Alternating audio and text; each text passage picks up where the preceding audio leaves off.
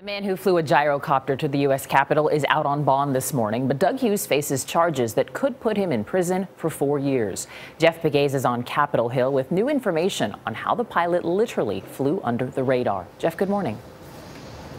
Well, good morning. That's what the Department of Homeland Security seems to believe, that the gyrocopter was flying too low to be picked up on radar. Several U.S. agencies are now reviewing their protocols after this stunt, which ended right over there, highlighted a well-known security flaw.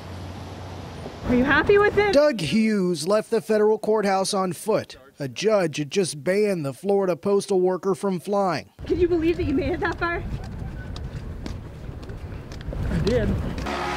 When his gyrocopter This is not good, people. landed on the west lawn of the U.S. Capitol building, it exposed gaps in security. The 61-year-old had managed to fly into restricted flight zones encircling Washington, D.C. without being stopped.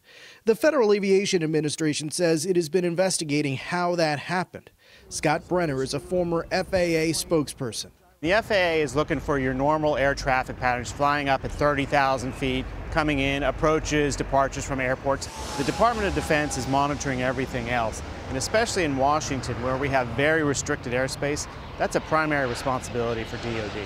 North American Aerospace Defense Command, or NORAD, says it has ground-based laser lights, which typically provide a visual warning to planes close to breaching the airspace.